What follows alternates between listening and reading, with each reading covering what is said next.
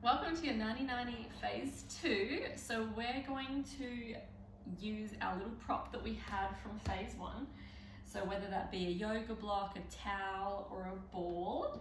And if you are using your prop to support your head, just gently roll onto your side and then over onto your back. Placing your feet up into 90-90, 90 degrees, up on the wall. Now let's just make sure that our big toes, our pinky toes, and our heels are connected nicely to the wall. Okay, now grabbing your little prop, we're going to place it between the knees. Now this is going to be used to squeeze so that our inner thighs turn on. And when our inner thighs turn on, it actually helps our lower tummy, which is our transverse abdominals, and it helps our pelvic floor all switch on a little bit more on their own. So take notice of whether you feel that your blueberry picks up on its own when we add in this contraction, because you might notice that it happens naturally. And that's ideally what we want. When our adductors come in, so our inner thigh muscles come in, we don't want to have to be thinking of pick up the blueberry. It should just happen on its own. So this is something that we're going to combine with the phase 1, which was just from our belly upwards with our breath. Okay, so we split it up just so it doesn't get too confusing doing all these things together.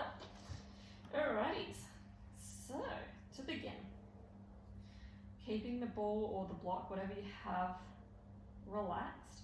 Now it's important that everything stays floppy, so our thighs are floppy, our hips and our bum are floppy. If they do come on, you're going to notice, and I have a little trick for you. It might take a whole week just to be able to teach your muscles not to turn on, but that's okay. This is part of the process, is getting to know your body that little bit better.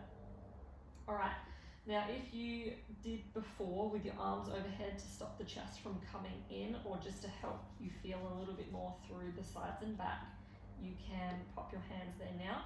Otherwise, you might want to have your hands where you can feel any extra tightness coming on. All right, so if you want, you can close your eyes, or you can just keep your eye out on what you're doing. And we're going to take a deep inhale, so our 360 umbrella inhale. And then as we exhale, I'm going to squeeze my prop, squeeze my ball, squeeze the towel, whatever you have here. And we're going to aim to flatten the tummy on the exhale. Exhaling all the air, and then holding for 2 to 4 counts, and then inhale again. And then exhaling, squeezing the ball.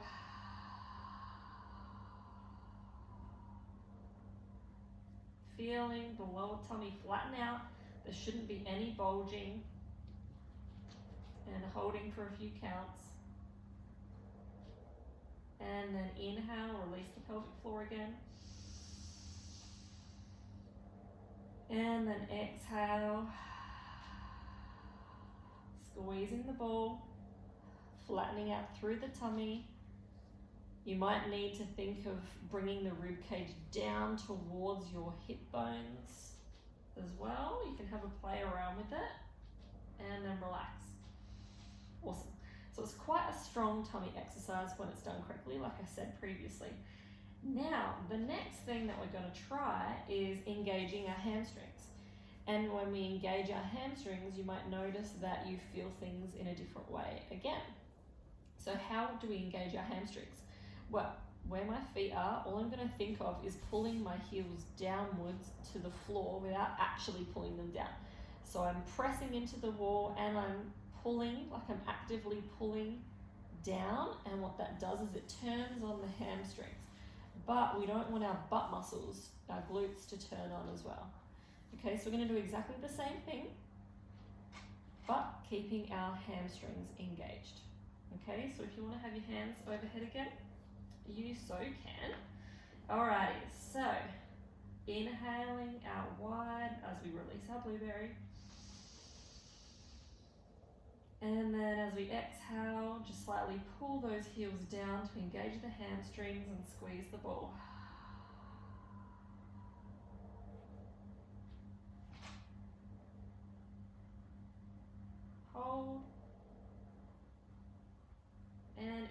again. And exhale, squeezing and gently pulling the heels down towards the floor.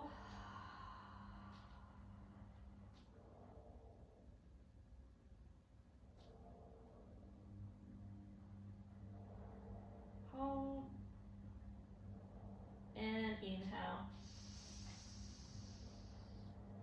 And relax. Awesome. So, how did that feel for you? If you would like, make sure when you're coming out of this position that you roll down and come up like so. So if you have done this exercise, please take a video just how I've taken one of myself, and I will analyze your technique and I'll get back to you and let you know if you've been doing it the best that you can for your body, and I will send some little tweaks and we'll go back and forth together to see how we can improve this exercise so you get the most out of it and so that you start connecting even deeper to your body.